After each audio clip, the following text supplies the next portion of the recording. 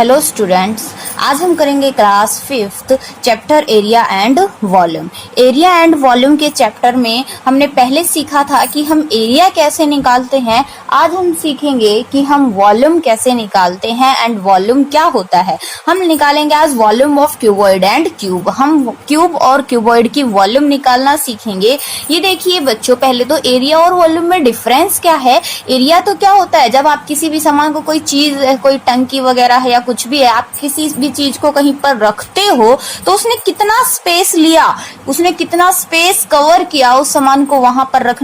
जब आपने उस सामान को वहां पर रखा तो आपका कितना स्पेस खत्म हो गया, तो वो क्या हो गया, उसका एरिया। वो क्या हो गया, उसका एरिया। लेकिन अब उसके अंदर आप कितना सामान डाल सकते हो तो वो उसकी क्या हो गई, वॉल्यूम, यानी कि उसकी कैपेसिटी कि उसके अंदर कितना सामान आ सकता है, वो क्या होता है, वॉल्यूम। अब देखिए बच्चों, जो वॉल्यूम होता है वो हमेशा सॉलिड फिगर्स का निकलता है। कौन सी फिगर्स का बच्चों, सॉलिड फिगर्स का।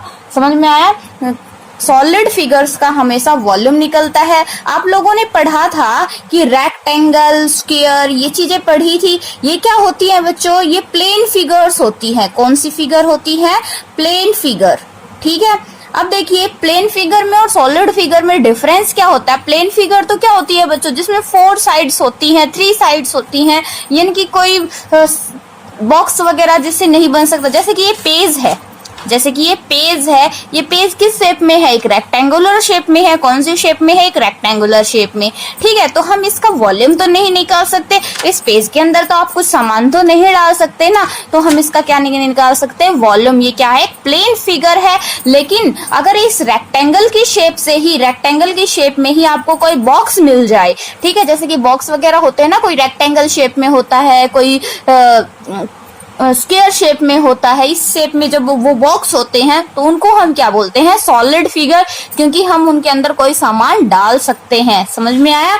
जिस तरह के अब देखिए क्यूबॉइड और क्यूब क्या होता है। जो क्यूब होता है ना बच्चों, वो हमेशा रेक्टेंगल से बनता है। सॉरी, जो क्यूबॉइड होता है वो रेक्टेंगल से बनता है और जो क्यूब होता है वो स्क्वायर से बनता है। जिस तरीके से ये देखिए, आपको एक रेक्टेंगल दे रखा है, ठीक है, रेक्टेंगल की शेप में जो कोई बॉक्स होगा, किस शेप में, रेक्टेंगल की शेप में बॉक्स होगा, उसको हम क्या बोलते हैं बच्चों, क्यूबॉइड। देखिए ये क्या है, एक क्यूबॉइड। समझ में आया, फिगर से समझ में आ गया क्यूबॉइड क्या होते हैं। जो रेक्टेंगल की शेप में होते हैं उनको हम क्या बोलते हैं, क्यूबॉइड।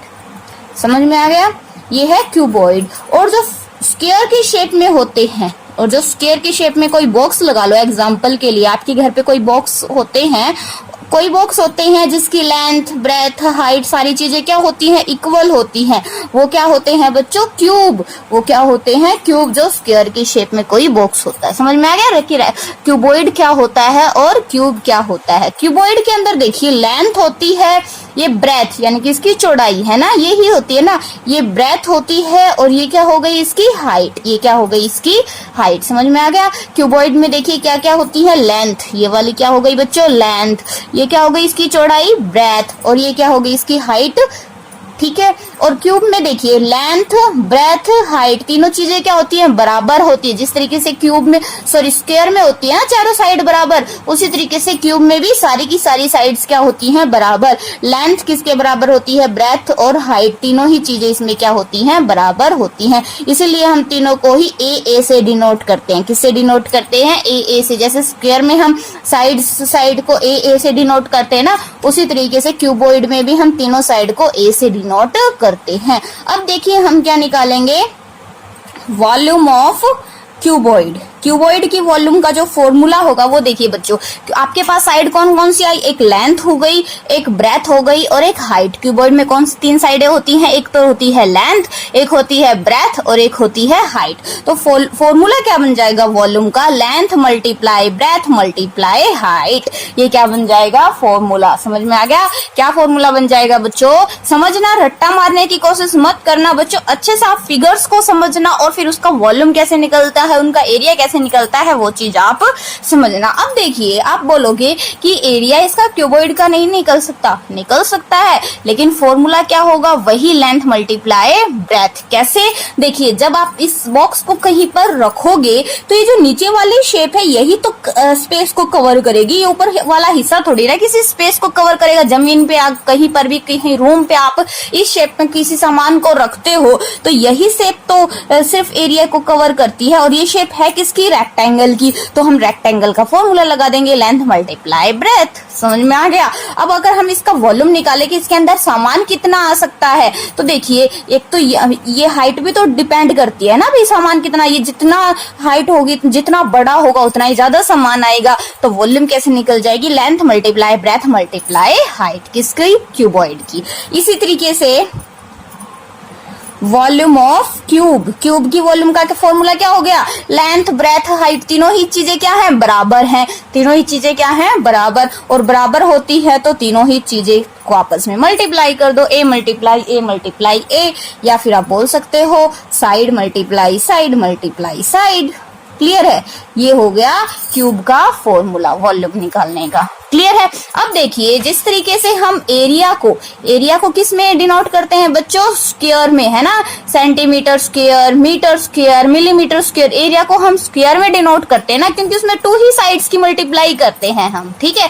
उसी तरीके से वॉल्यूम में हम क्यूब में डिनोट करते हैं, किसमें बच्चों, क्यूब में, क्योंकि हमेशा हम वॉल्यूम के अंदर 3 साइड की आपस में मल्टीप्लाई करते हैं। इसी तरीके से जब आप वॉल्यूम का आंसर लिखते हो तो जो लेंथ ब्रेथ हाइट अगर सेंटीमीटर में दे रखी है तो सेंटीमीटर क्यूब लिखोगे, मीटर में दे रखी है तो मीटर क्यूब लिखोगे। इस तरीके से आप क्यूब का यूज करोगे। क्लियर है। अब देखिए हम कुछ क्वेश्चन सॉल्व करते हैं। अगर आपको एक क्वेश्चन दे दिया जाए, इसका क्या निकालनी है हमें, वॉल्यूम, और इसमें दे रखा है 1 सेंटीमीटर 1 सेंटीमीटर एंड 1 सेंटीमीटर। आप बोलोगे कि इसमें क्यूब का फॉर्मूला लगाएं या क्यूबॉइड का, क्योंकि ऊपर तो लिख ही नहीं रखा कि ये क्यूब है या क्यूबॉइड। बच्चों देखने से भी तो पता चल रहा है ना। देखिए जिसमें तीनों ही साइड्स क्या है, 1 1 1, यानी कि इक्वल है, तीनों ही साइड इक्वल है, तो ये क्या हो गया, क्यूब में ही तो होती है ना सारी की सारी साइड्स बराबर, तो ये क्या हो गया बच्चों, क्यूब। तो हम यहाँ पे क्या किसका फॉर्मूला लगा देंगे, वॉल्यूम ऑफ क्यूब। इस तरीके से पहले आपको फाइंड आउट करना है कि क्यूब है या ये क्यूबॉइड है, फिर आप वॉल्यूम ऑफ क्यूब का फॉर्मूला लगा दोगे।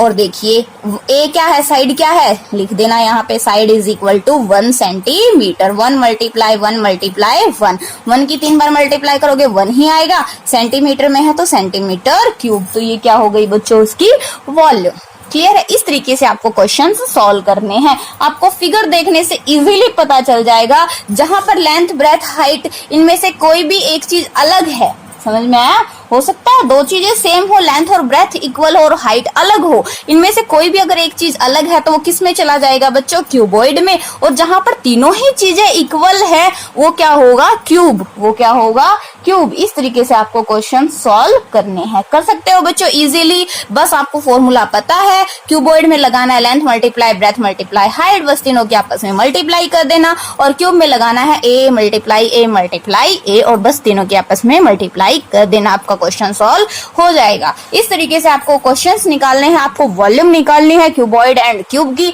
और अगर फिर भी कोई क्वेश्चन आपका नहीं निकलता है तो कमेंट बॉक्स में कमेंट कर देना। एंड बच्चों प्लीज सब्सक्राइब करो चैनल को, ज्यादा से ज्यादा वीडियोस को शेयर करो, लाइक करो। एंड आप हमारा चैनल देख रहे हो उसके लिए आपका बहुत बहुत धन्यवाद।